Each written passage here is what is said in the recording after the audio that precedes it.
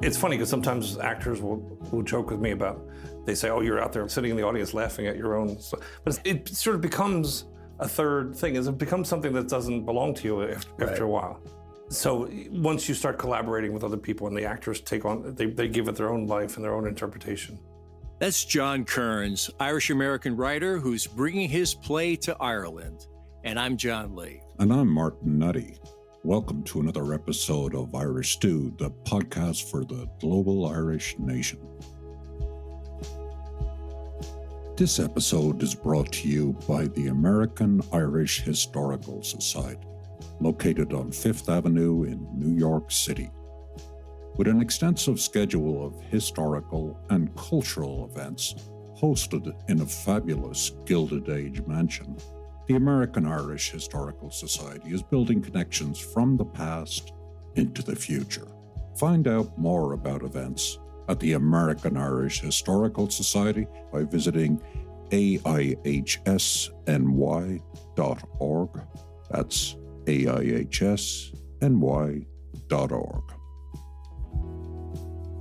Welcome back to Irish Stew here. We record a lot of our episodes in the virtual studio online. Now, I guess we're in the analog studio because we're all sitting face to face here. I always enjoy the conversations this way on Irish Stew. How about you, Martin? I totally agree, John. We pride ourselves in trying to have a conversational vibe, and it's always easier when meeting in the round. And that's something I've been preaching lately in a post-COVID world, that people start getting together and meeting in the round. Because honestly, I don't think we really fully understand the impact of actual meeting in the presence of others. I think there's something deep going on there in the brain that we don't fully understand. But well, now we're in the presence of greatness. Absolutely. So let us talk about our next guest. He originates from Philadelphia, but is a longtime resident of New York City. He has mastered multiple literary forms: novels, short stories, plays, screenplays, and poetry. We'll talk with him about his most recent novel, Worlds, his play, Boann and the Well of Wisdom, which was recently awarded Best Play in Origin Theatre's first Irish Theatre Festival. Along the way, we'll be probing what it means to be an Irish-American writer in NYC. That's New York City. And with all that, welcome John Kearns to the Irish Stew podcast. Thank you for having me. I'm really excited for you guys because I remember being at the first Zoom launch for the podcast. Oh, yeah, that's right. About 4 years ago, right? Yep. I'm so happy that you guys are still going strong, that Irish Stew is doing so well. So congratulations. We know you've always been a supporter, so great to have you on. Thank you. So I'm going to start here. Tell me about the first moment when you thought of yourself as a writer. As a sort of a serious writer, or a literary sort of writer, or just any? Well, I suppose you could say writing your ABCs, but it's not really what I'm thinking about. I'm thinking about somebody that is trying to do something creative. Yeah, the reason why I asked is I did start thinking as a writer from a pretty young age. And even in like third grade, I remember writing some stories. I was sick for a week out of school, and I wrote a little story. I was reading Mark Twain or something at the time, so I wrote a story about river boats. And but I think it was really when I was about 16 when I started to think of seriously as a literary writer. And so, yeah, ever since then, I've been focused on that. I've been writing ever since, really seriously. I had a teacher, and I went to St. Joe's Prep in Philadelphia, and my AP English teacher had us write journals where we were required to write a page a day. But I was a 16-year-old boy, you're going through a lot of emotional things. And for me, it was just like came along at the right moment. I was writing 5 pages a day. Mm-hmm. I had other friends who were struggling to keep up with the requirement. I was just filling up pages and pages of stories and poems and journal entries and things like that. So I think ever since from that time on, I've been thought of myself as a writer first and foremost. I always thought it was something I wanted to do before that, but that sort of became my goal in life, I guess, at that time. I think that's a good sign when you were homesick. You weren't watching reruns of morning TV or whatever. You were writing stories. So that's a good indication. Yeah, I probably did watch some TV, but yeah. Yeah, it was just ever since I learned how to write, I've been writing stories. And I always had teachers in school that said I had a flair for language and for writing and things like that. And I think it was just when I became a teenager and I had this AP English teacher named Mr. Grillo, and I thought if he seemed to understand what I was thinking about. And I thought if he thought I was a good writer, then maybe it was a real thing. And he did. So, yeah, so I started and I've been keeping sort of journal. I mean, I don't do it as much these days. I usually work on creative projects, but I've been writing steadily pretty much ever since. One of the things we like to focus on the podcast is origins, and I think you're the first person we've had on actually from Philadelphia originally. Good point. I think you're right. And so my question to you is, since you're a longtime resident of New York, is there a difference between being an Irish American in Philadelphia and an Irish American in New York? I think, well, I mean, I haven't lived in Philadelphia in a long time. Most of my adult life I've been in New York, but I feel like in New York, the Irish American identity is a little bit stronger. I feel like in Philadelphia, people are a little bit more assimilated. There are lots and lots of Irish Americans in Philadelphia, but I don't think they kind of identify as strongly with the culture. I don't think they have as many new immigrants from Ireland as New York has had. But I mean, it's still a good number, but not quite as many. There's a good cultural organization there that I know I think you've performed at, or in Philadelphia. Well, the Catholic Philopatrian Society. We had a salon there one time. And then I know there's some like Irish kind of business organizations down there that are pretty active. So yeah, and there's the Commodore Barry Club. Right. I'd like to bring my play there. We talked about that at one point. Yeah, it's a very strong community, and where I grew up I was born in Upper Darby, which is right outside of Philadelphia, and then we moved a little bit further west to Havertown, which was actually kind of known as the 33rd County, because there were so many Irish Americans in that area. So I grew up in that area, and I didn't know that there was anything particular about being Irish. I just thought that's what we were Catholic. We were went to Catholic school. But we celebrated St. Patrick's Day. But all of my friends, when I look back, all had Irish last names. But just was not even aware of it until I was a teenager. Yeah, there was a normalcy, I suppose, about it. But talk to us a little bit about your deeper Irish familial background. You kind of allude to the fact that Philadelphia doesn't get as many, if you will, new Irish immigrants. How far back do your folks stretch? So my grandparents on my father's side came from Mayo, County Mayo. So they moved to Havertown, and they had a pub called Kearns's Cafe. That's my father's side. And my mother's side, it's another generation back, and her family comes from Cork and Tipperary. That's kind of along my lines. Oh yeah, yeah, that sort of scenario, yeah. So I have a lot of cousins in Mayo now. I have an Irish cousin who's actually living with us now. So we have a lot of connections with them. I don't really have any connections on my mother's side because it's another extra generation back. So we haven't really gotten contact with them yet. And was that important to you to understand, to be able to trace back there? One of the questions I ask a lot of people, let's say that are a couple of generations into life in America or Britain or anywhere else, is it important? And if so, why?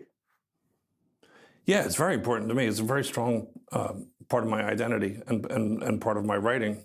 I always think of it as sort of a key to my personality, which would include being from Philadelphia, living in New York, being born in May, being a Gemini, whatever, all these different things that kind of make up who you are. But I mean, being of Irish descent is a huge part of my identity.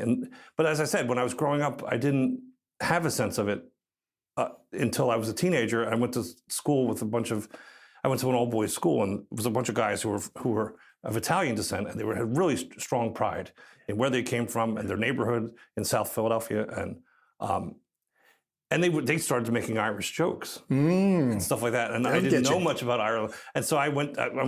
This is going to be a theme through this. I went to the library and looked up and started reading about Ireland. I started reading about Irish literature and then I started learning about the struggles for independence, and started asking questions from my grandmother.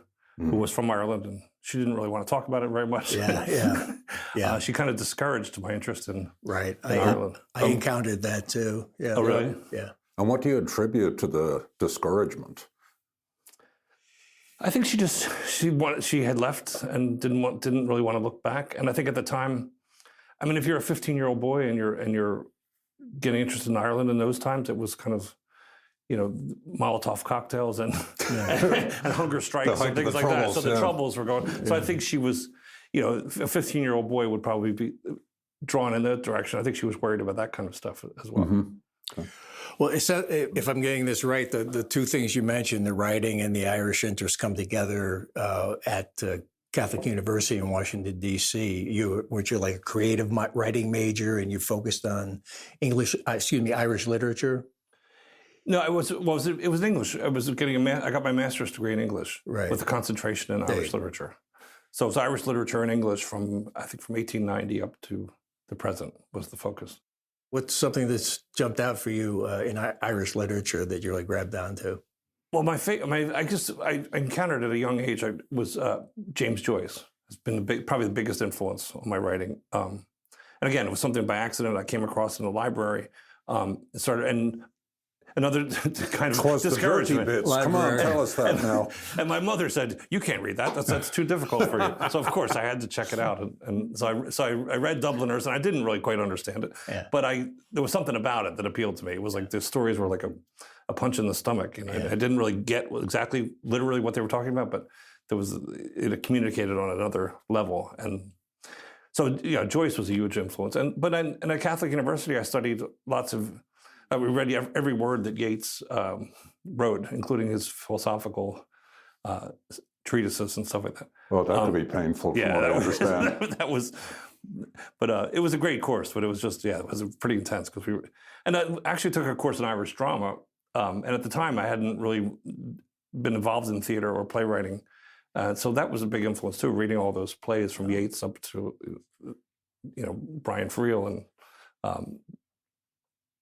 and all the rest of them. So Lady Gregory, and I think that probably influenced my play Boann and the Well of Wisdom, at least the concept of it, of writing a play about Irish mythology and writing it in verse. Probably was an influence way back in the back of my head somewhere. So you get this exposure to Irish literature, you're down, Philadelphia, Washington, D.C. What triggers the move to NYC? Well, actually, I had moved to New York. I went to St. Joe's University in Philadelphia, St. Joseph's, the Jesuit University in Philadelphia. And then So you didn't go to Catholic University? I went there for a master's degree later. Okay, got it. Okay.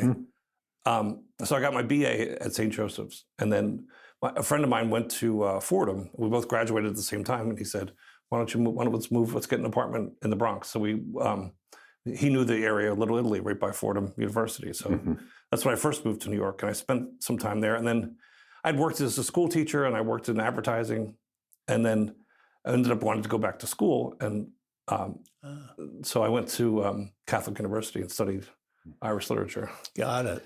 Because that's where the money is. That's a good point. And so were you teaching in the Bronx? Was that in the South Bronx? And yes.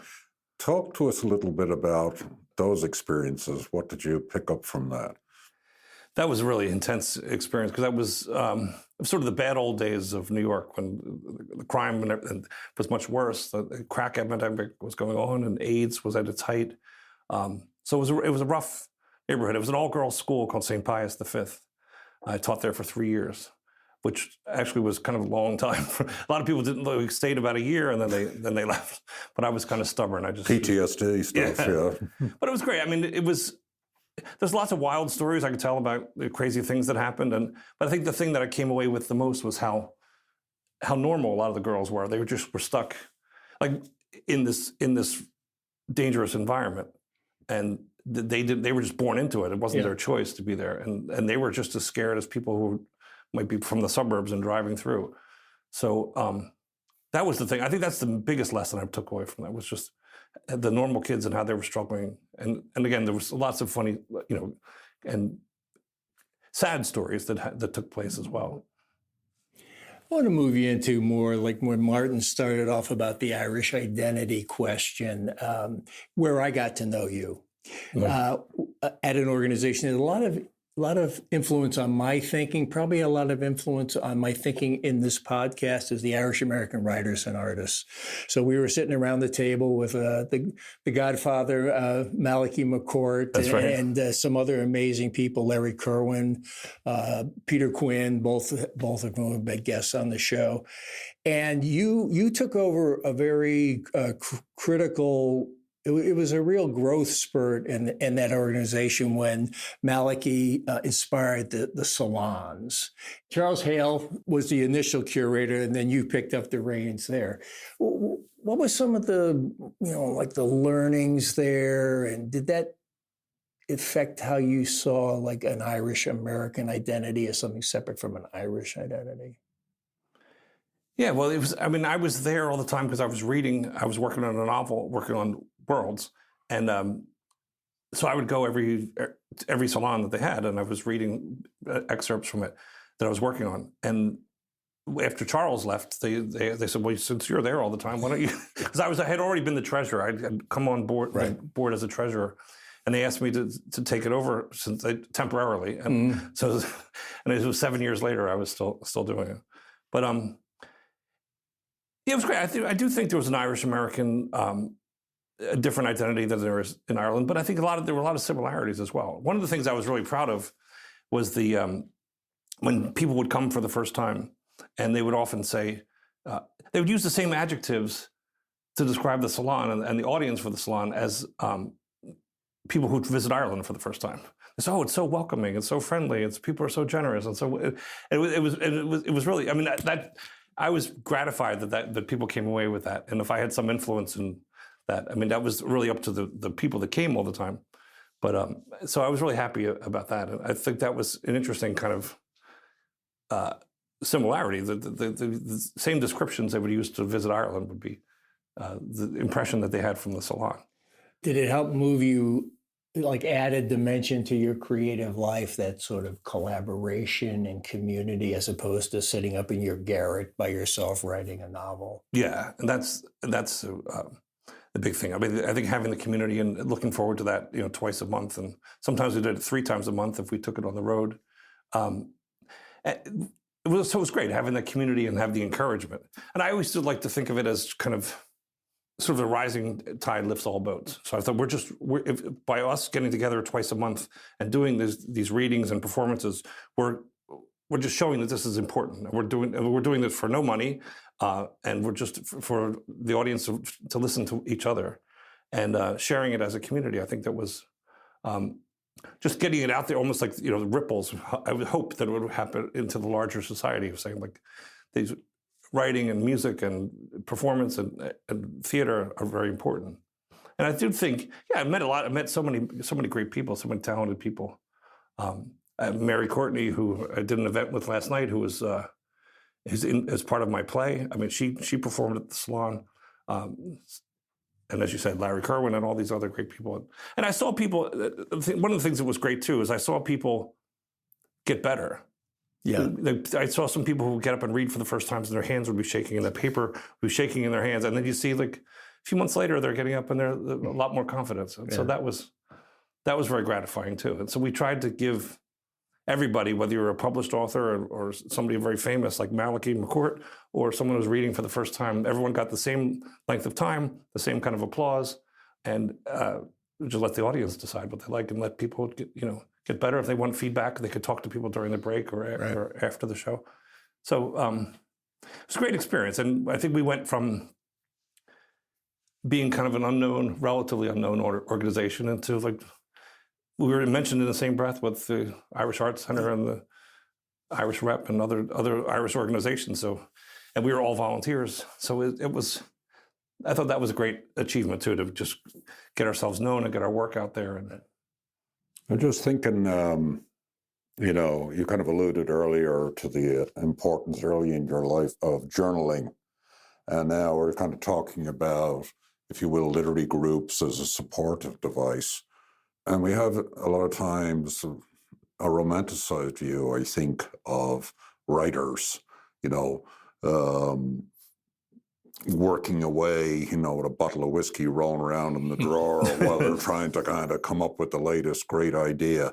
But talk to us about, you know, the challenges of being a writer in New York. New York's a tough place. So tell us a little bit about that. How do you make it work? You mean as far as keeping body and soul together, that type of thing? Yeah, absolutely. Well, as you mentioned, I went to graduate school in Washington, D.C., and after I got my master's degree, I started getting some freelance writing. My intention had been to go back into teaching, but I started getting a lot of freelance writing work down at the different associations around the district. And someone referred to me as a technical writer. And she actually said, how do you balance your creative writing with your technical writing? And I didn't know what technical writing was. I had never heard of it. So I actually went to the Library of Congress. As I said, libraries will keep coming up here. Library. Every time, John, you say library, you get the next round. And so I looked it up and I saw there was this whole field that I didn't know anything about, and organizations and everything. So the more I learned about it, the more I thought this was something good for me. So I could write for a living and make a good living, but still be able to work on my creative writing and not feel like I wasn't writing something silly about celebrities or anything like that. I was writing technical information that people needed to do their jobs. So it's helpful, and it was sort of teaching in a sense. And you're the second technical writer we've had on. Oh, but talk to us about, it strikes me that would be difficult to spend your workday doing kind of technical writing, which a lot of times, you know, revolves unsurprisingly around technology or science, but it could be other things. And then making the shift, you know, to another part of the day where you're writing something that is creative. So some is much more factual oriented, the creative time. Is there a toll being paid by, you know, keeping body and soul together? Does the creative end suffer? Well, I think the amount of time that you can devote to it is really out of balance. I wish it was the other way around. But I find, and I think when I was younger, I wouldn't have believed this, but I found that setting aside a half hour per day or a certain amount of time per day, and just having that your brain kind of prepares for that period of time, even though you're doing something else. And that half hour turns into 45 minutes, it turns to an hour and a half. Right. So what I would do is after work, I'd either stay in the office or go to some cafe or someplace near the office and do my own stuff. And I felt like when I sat down, there were so many days where I felt like I was just tired and I'm just going to go home today. I don't want to do this. And I'd sit down and this stuff would just start pouring out of me. And I don't know where it was coming from. It was probably stored up from the other 23 hours when I wasn't working on it. But I think having that habit of a regular routine, and that was one of the other thing I wanted to say about the Salon.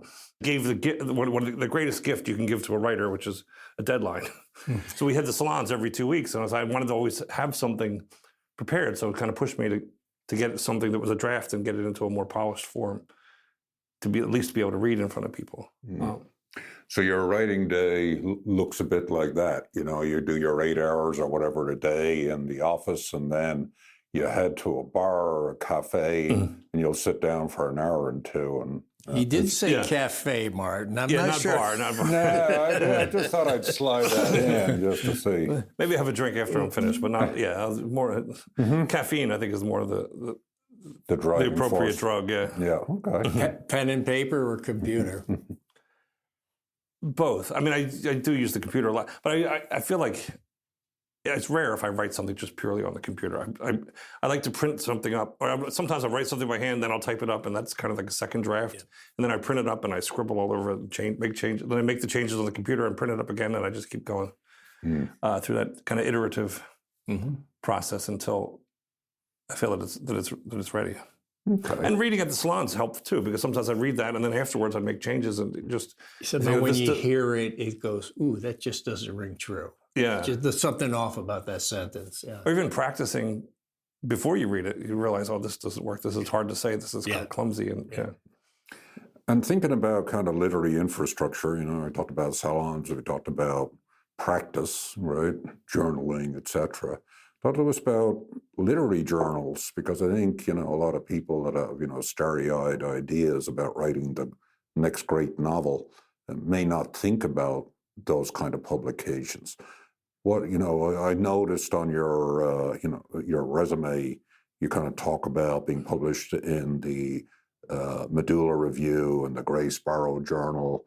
So talk to us a bit about journals and their roles. Well, over the years, I've tried to submit. I mean, I haven't always been good about it because, as we were saying, like we have the day job and then trying to do the writing, and then other things like the salons or play productions. I mean, it can be very busy, and so times I haven't been very good about submitting things. But I try to. I mean, I used to keep a list of all the different places I would submit stories to, and you just have to keep trying. It's very frustrating because, especially in the old days, you have to like send something in the mail, and then you come back, and then you get the envelope. You said the envelope would come back to you, and with the rejection, you have to go to the library. To look up the writer's market. But yes, right. But it was, I mean, nowadays things are simpler with you could submit things online, but. I was very fortunate. Some of those were, the Grey Sparrow Journal is a highly respected journal, so I was happy to get a poem published in there.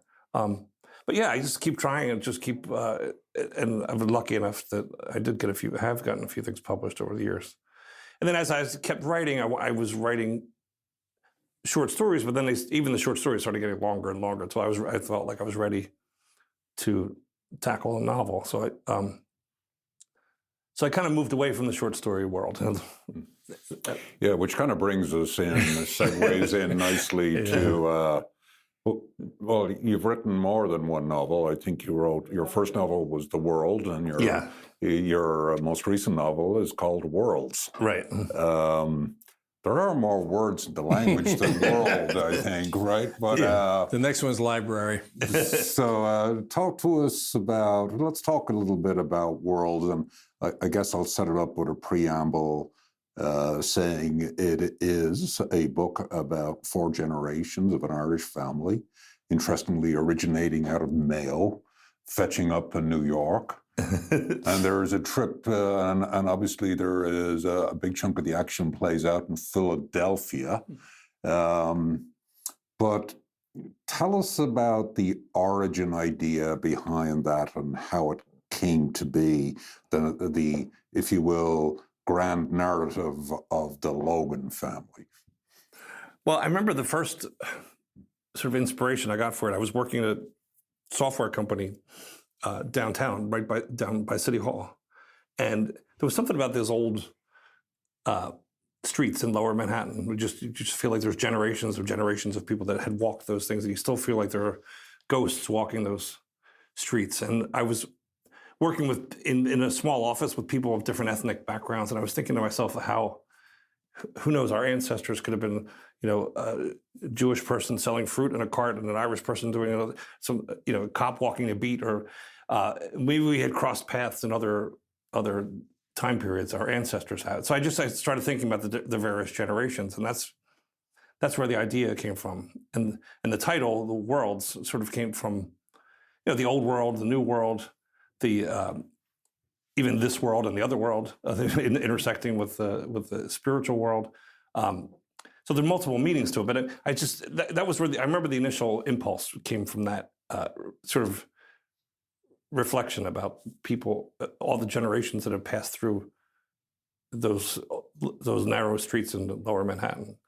And and it developed and changed over the years as I wrote it. But it feels like to me, in reading the novel, that there is a strong presence of ghosts. And you talk about worlds, of course, there is the dimension of time as another world. But what's interesting about the book is you kind of see this chain of connectivity of events that occur in each generation of the family. And sometimes they play out in ways that maybe, the person understands that there's something happened in a prior generation and affected them, and sometimes not. It's hidden from them and yet has that impact. Was that something that you were really trying to get at? And, that Yes. whole kind of ghostly thing, Yeah, very much. I wanted to see how different generations affect one another, and whether, and as you said, the consciousness of it or the lack of consciousness of it. And I think we inherit things from our parents or grandparents that we don't even know. I'm sure I have qualities of my grandfather who I never met, who died before I was born. So yeah, I was definitely thinking that was one of the main influences of the book, and that's one of the reasons why it's not really told in chronological order. It's kind of told in these various episodes, which kind of show the qualities that the people have, the good and bad, the deadly sins and the lively virtues that each one has. Yeah, I thought that was an interesting use because each chapter is named after a deadly sin and a virtue. And what struck me also about the book is there's a strong centrality of Catholicism in the book. Let's say in a period where many people are stepping away from that, it felt like you ran towards that. Well, maybe ran is too strong, but it's clear that you wanted to tell that aspect of the Irish experience. So talk to us a bit about that. Well, I think it's been a central aspect of an Irish-American identity for centuries. I mean, as I said, even growing up, we had a strong identity of being Catholic, but we were Irish on St. Patrick's Day, but that was about, I didn't know anything about Ireland, really, when I was growing up. We weren't involved. A lot of people think that I was involved in Irish culture when I was a kid, but I was not. Thank you.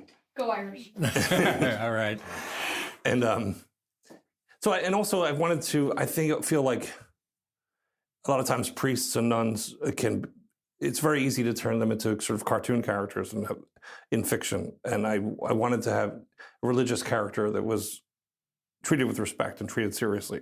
And he has his virtues and he has his foibles and he's got a temper and he has, his temptations and things like that. So there's a character called Sarsfield Logan, who's a Jesuit priest. And so, I wanted to include that as one generation of the family. We have heard that on many episodes with people who had moved, populations that were not in Ireland anymore, was that identification with Catholic more than Irish, and the Irish thing would grow later. Right. And that's definitely what happened with me. So I think that's and I also, in addition to the 7 deadly sins, I guess, which is also a very Catholic idea, the 4 characters, I kind of modeled them loosely on the 4 patriarchs in the Old Testament. So you have Abraham, Isaac, Jacob, and Joseph. So Abraham, the Seamus character is kind of like Abraham who traveled to the new country. And then his son is sacrificed in a sense where he becomes a priest. And I think there's a line in the book that says it's a good thing I was happy to be a priest because I didn't have a choice. Didn't have much of a choice, which is something my uncle, I actually had an uncle who was a Jesuit priest, and that was a line that he said. And then with Jacob and I had Janie, I had one female representative in the 4, and then Paul was the 4th one. Yeah, I think it's interesting, of course, because the priest character in the book, Sarsfield Logan, has the name Sarsfield. And it's very funny in the book. It's like, why is he called Sarsfield? and in truth, you never fully answer the question, although I think you choose to leave it somewhat open so people can draw their own conclusions about that. But I really like that, that there are some things that in all our collective family histories that we never really fully understand, that we can only kind of, okay, I think this is what happened. Right, and there's that sort of typical Irish family tradition of things you don't want to talk about. So, I mean, I think the reason why he chose the name Sarsfield was something that Seamus didn't want to talk to people about. Yeah. It was something that obviously was traumatizing for him. So, yeah, trauma's hidden, and sometimes, when you talk about your grandmother discouraging you from investigating, or exploring your Irish roots, sometimes I wonder when I hear that, is that another case of trauma that somebody wants to forget about and dissuades. And in my view, a lot of times, Irish Americans can feel a bit rootless, not ruthless. Also that. Sometimes they can be ruthless as well, but untethered and unmoored from their origin stories. And then there's this attempt to kind of reclaim it, because without that, you don't feel grounded. Yeah, and I feel fortunate in that sense that I had a grandmother who stayed with us sometimes who was from Ireland, and I mean, again, when I was a kid, I didn't think I thought that's just the way old people talk. Yeah, I didn't think there was anything different about her accent or anything. But and then, as I said, we now, as an adult, we have real connections with my cousins in Ireland. So and you meet a lot of people, a lot of Irish Americans who don't even know what county they came from, and don't really have any sort of connection. So I feel fortunate in that sense that I do have living connections with at least with the father's side of my father's side of the family. I'd like to investigate more my mother's side, the Lenahan side, and I know they're from Cork and Tipperary, but I don't really know. We'll have to turn you on to Bridget Bray, who was one of our very early guests, whose background is actually in Irish genealogy, specific, and she's American-based, so she kind of understands the challenges of actually tracing Irish roots. But I have kind of one more question about worlds, and I will say I'm a fan of the book, and I'd recommend it as a great reading experience. But my question is, clearly there are certain biographical details that you use in the book in the character of Paul Logan, who is the fourth generation in the family that is featured. So Paul, I think, goes to St. Joseph's, as you did. Yeah. He's Jesuit educated, as you are. He's a technical writer, as you are. There's a whole bunch of things along those lines. And I have the good fortune of actually knowing you personally, so I could kind of pick those things out, which may not be so obvious to other readers. But tell me about the use of your own biographical details or factual details in the book, and where those facts end and where the character begins, and how you work those things. Yeah, I think the character Paul Logan is, there's a lot of sort of accidental things that are similar, but I don't think the substantial thing. I think he, in my mind, he's more of a kind of a dilettante. He talks about being a poet and playing music, and he's happy that the pretty bartender thinks he's going to be famous someday, and there's stuff like that. But as you notice in the book, he's not really writing anything. He's not home practicing his drum or his guitar. Yeah.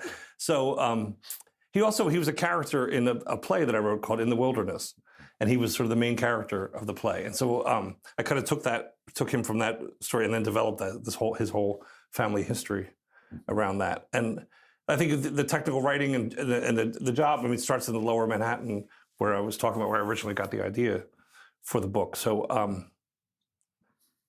that to me is the major difference. I think that he's not really a genuine artist. He's someone who wants to be associated with it. He kind of dallies in it a little bit, but he's not really a committed artist. And but yeah, and I took some detail. And like I said, I have in my family, my uncle, my mother's brother was a Jesuit priest. He lived in Washington, D.C. I made a Jesuit priest who was living in New York. So there were certain real life details I kind of took, but it's really, I think it's one of the most fictional things I've ever written, because a lot of the stuff is really just my imagination, except for some details as you mentioned. Yeah, and I like the framework, and especially around Paul's character, because it involves a trip in a beat-up old BMW, I think, through the streets of Manhattan in a drunken stupor, and he's giving directions. It felt to one of your other favorite literary figures quite Joycean to me at times. There was a real kind of stream of consciousness, allusions flying through his head. It felt like a rather rickety drunken journey through the streets of Manhattan late at night. Right, and I thought that was part of the original idea. It was like you have Seamus who runs away from home and has his travels through Mayo and through Connemara, and then you have Paul's crazy journey going through Manhattan. So that was kind of one of the original ideas behind it was the two parallel journeys, and then obviously worked in the other major characters as the idea developed. Well, I think at this point we should segue into the next major topic we want to talk about in the performing arts. And as a bridge, let's hear from you a poem of yours. And I believe it's related to worlds. Yes. And that'll bridge us into the next line of inquiry. So this is, it's actually a poem it's based on an excerpt from Worlds. And it deals with Robert Emmet, who was hanged by the British in Dublin, and Nathan Hale was hanged by the British in New York, and they both had famous last words. And Nathan Hale actually there's a statue of him in Lower Manhattan, where I was by City Hall that I was talking about. And I went to Nathan Hale Kindergarten, and where I grew up. Oh, really? Yeah. So this is called Portal. And where is the way from one world to the other, from shore to Stygian shore? Where is the portal? Up on the platform, under the Bridge of Sighs, within the tombs, shaped of ancient Egypt, shade of eastern ends, staring stubborn doom at multitudes unruly, Mulberry Bend, its courtyard colored full of freckled faces, hardened as Bowery brick and mortar. They lead him forward, hands tied, to the portal they erected, for the time being, for the time passing, for the time escaping, heavier for him than anything born, to stand on the portal, to drop. An exemplary end, purposeful, punitive, a right of man, mandated, marked, the time chosen, the time arriving. He kisses the cross, blessed portal of the Christ condemned, asphyxiated at the skull, giving weight to 7 last words. I only regret that I have but one life to lose for my country. Grand and generous to lose a life he never had. Grave words weighted enough to etch in granite. When my country takes her place among the nations of the world, then and not till then, let my epitaph be written. I have done. Magnanimous silent stone, past the fight with fools from Fenian dead to Fenian living, fog of valor. Time comes, trap falls, through the portal he passes, kicking like a kid, newborn, held high. Yeah, I think this makes an even more interesting transition than I first realized, because as I looked at the page of poetry you're reading, it looks just like the pages of the script from Boann and The Well of Wisdom.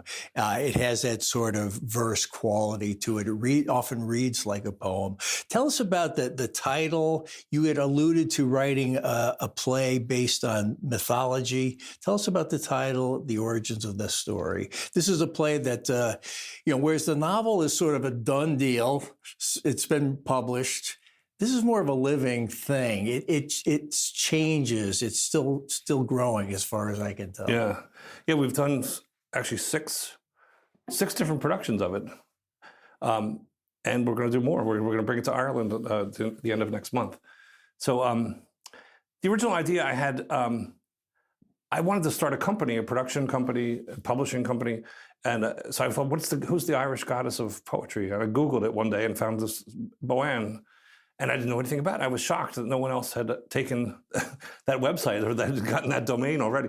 So I started the company based on that. And for years I was saying, someday I'm going to write a play about the story of Boann. And she was a mythological character who opened a forbidden well and created the Boyne River, which flows out into the Irish Sea.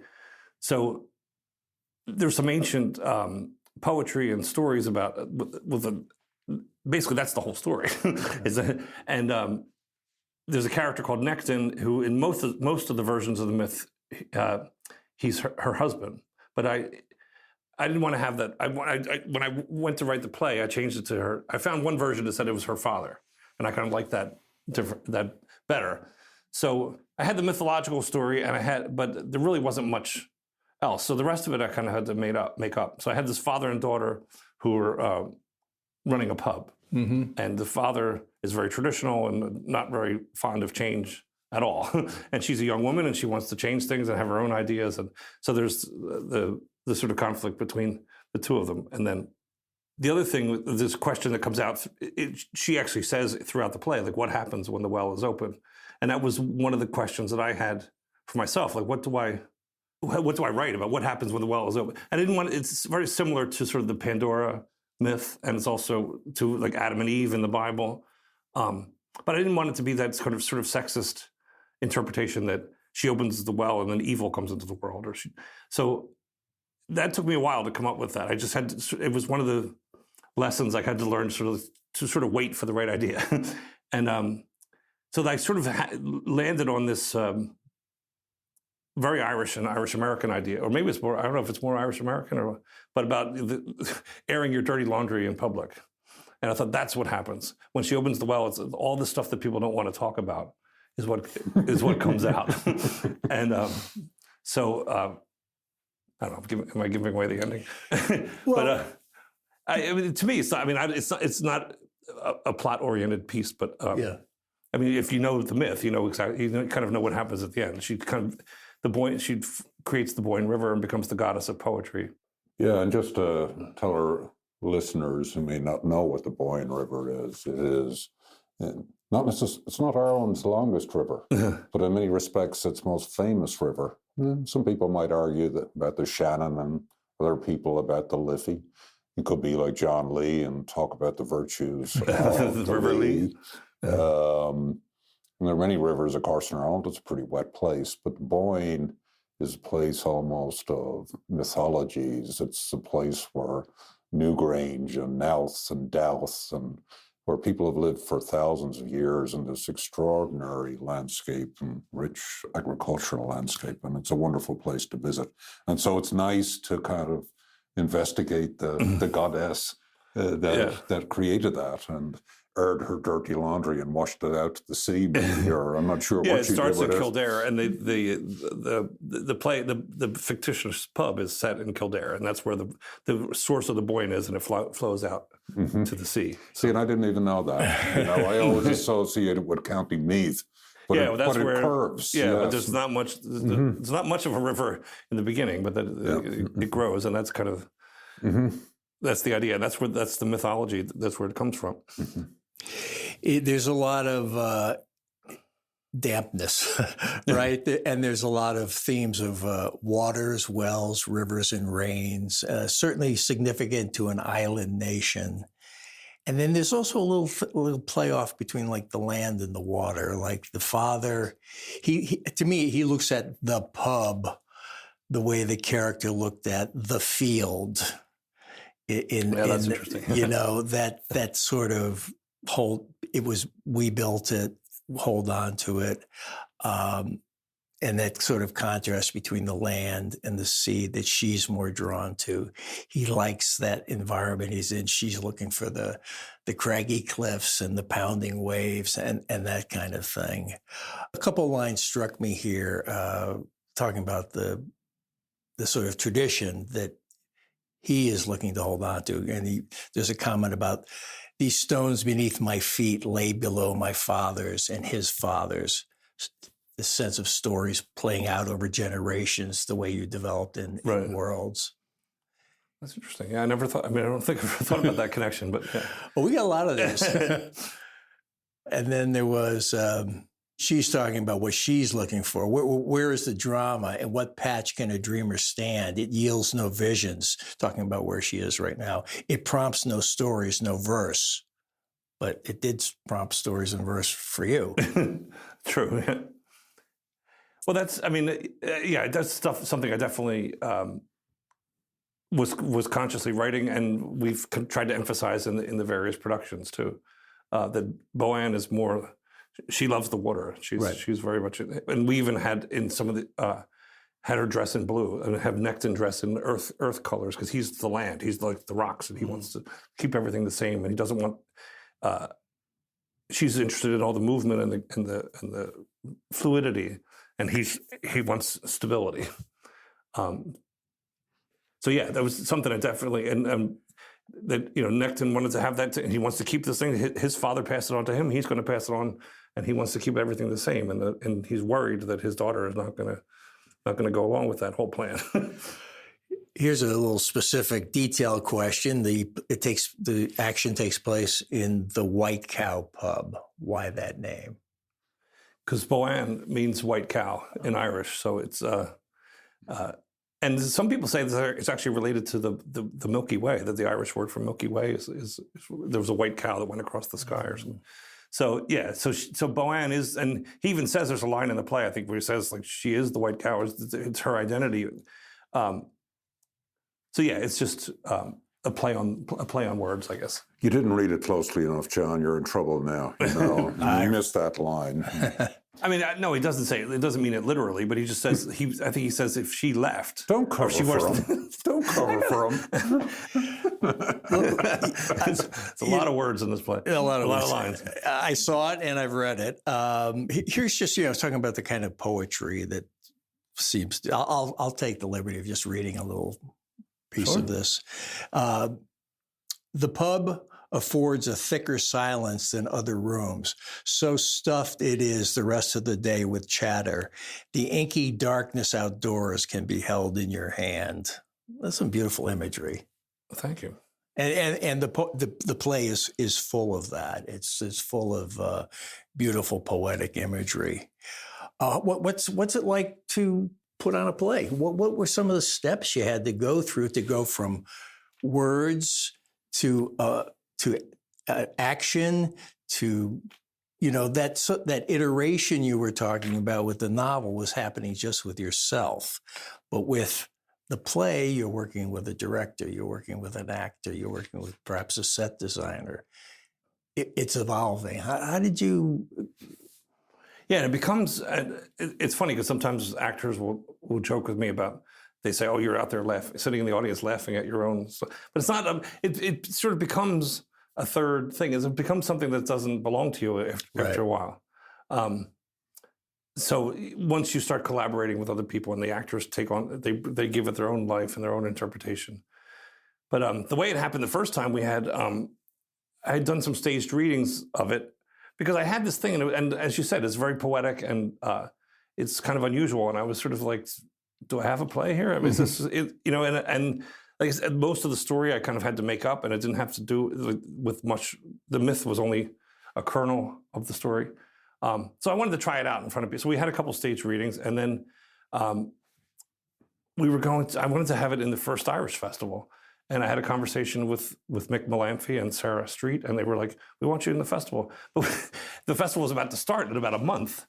And so Annalisa Chamberlain she played Boann, and she also co-produced it with me, and she directed it. And so we had a very small team effort, and we got it on stage at Ryan's Daughter a couple of years ago, and then it's sort of been going on. So then we've had different directors over the years, and right now we have Mary Lenahan is directing it. So and we have different actors and different people bringing in different interpretations, and it kind of it takes on a life of its own that almost doesn't. You almost forget that it's something that you were that I was sitting at a desk writing by myself at one point. Tell us about the idea of taking it to Ireland. I know that's coming in this fall, and where are you going to go? What challenges are you overcoming? How are you going to make this thing happen? Well, we have a residency at Listowel, at St. John's Theatre, right in the center of Listowel, which is a great writers' literary town. And so they gave us a place to stay and a place to rehearse for about a week. And then we're going to do a performance on October 26th. And then I'm trying to confirm some other dates, but we want to do also in Drogheda, where the Boyne actually washes into the sea. And we're hoping to do it in Trim, too, because these are places that are named, not Listowel, but the other are places that are named in the play toward the end of where the river passes by. So, so we're going to be the end of October around Halloween. And we have some fundraising efforts going on. Well, this might lead us into the kind of the shameless plug area of the show that we end up in. What are you looking for from people to help you make this happen? Well, I have there's an organization called Fractured Atlas, which is coming back to mythology again. But Fractured Atlas is an organization that helps doing sort of tax-deductible fundraising for arts organizations. So this project was accepted by Fractured Atlas. And so we have an ongoing campaign that people can donate to Boann and the Well of Wisdom. And there's the current crowdfunding campaign going on for another 60 days or so. So the idea is to help us with accommodations and travel to Ireland, because we're bringing over the actors and Mary Courtney, the musician, and our director as well. Exciting. I'm looking forward. Yeah, it's a little stressful because it's just working out all the logistics and everything. But I'm sure once it happens, it's going to be exciting. Well, we'll look forward to hearing all about it, and we'll help spread the word in many ways. John, great having you on. It's been too long of a wait. If you were at our very first Zoom call, we should have gotten you on a lot sooner than this. But you have something you have something important going on right now, and it is coming to Ireland. And I don't think Martin's had the chance to see the play, but it's really recommended, and it kind of moves around. You're not sure what time you're in. You're not sure where you are. You're not sure where it's going. It's a great voyage that John Kearns, our guest here, takes you on. And that's one of the things, when you're talking about collaboration, that's one of the things that I tried to fight back on when you start collaborating with them, because I think costume designers and people want to fix it in a certain period of time. And I was like, it's a mythological period of time. It exists in its own sort of time. And there's contemporary notes as well. So it sort of float like a lot of the water imagery. It sort of floats along the time, a timeline that floats. Right. There's lots of anachronisms throughout the play. But so sadly, we are at that point in time, as John alluded to, where we bring in our friend, Seamus Plug. We've already obviously identified the fact that there's a fundraiser going on for this tour of Boann and the Well of Wisdom in Ireland, and we'll be sure to include that in our show notes. But is there another plug that you want to bring to us or recommend? I don't think so. I mean, you've mentioned the novels. I have the novel Worlds, and my other novel, The World, which is about a young person's point of view. And I have my book of short stories called Dreams and Dull Realities, and they're all available on Amazon and usual places. So I just want to say I'm always amazed to see what John Kearns is up to next. He's publishing a book. He's doing a play. He's doing a reading. He's performing on the guitar. The guy does it all. Thank you. So, and with that, on behalf of John and myself and our listeners, we'd like to thank John Kearns for giving us an insight on his work and an understanding of what it is like to be an Irish-American writer in New York City. So thank you, John. Thank you. Thank you very much for having me. Hey, John, great to finally get together with John Kearns on the podcast. We talked probably for years about bringing him on, and I'm delighted to have the opportunity. And when I think of John, I think of him as our New York scribe, our chronicler of the Irish-American experience, the Irish experience, the American experience. He's totally my guy. A guy that loves Joyce and loves that culture, but a guy that also would be comfortable dealing with Hemingway and Steinbeck, etc. He's an extraordinarily well-educated guy, and that comes through his books and his plays. So total fun. Yeah, I've known John for about a dozen years, and I'm so impressed. Like, he's quietly and consistently doing amazing things. He's writing poetry, short stories, novels. We never got to the fact that he has several film scripts that have been award winners, and now he's producing a play, taking it on the road to Ireland, Boann and the Well of Wisdom. I hope everybody can catch it when it comes to Ireland this fall. Irish Stew is produced by John Lee, Martin Nutty, and Bill Schultz. Editing, mixing, and mastering by Bill Schultz. Music on Irish Stew was composed and performed by Rosa Nutty, with Donald Bowens on drums, Cathal O'Riordan on bass and synthesizer. For more on Rosa Nutty's music, please visit rosanutty.com.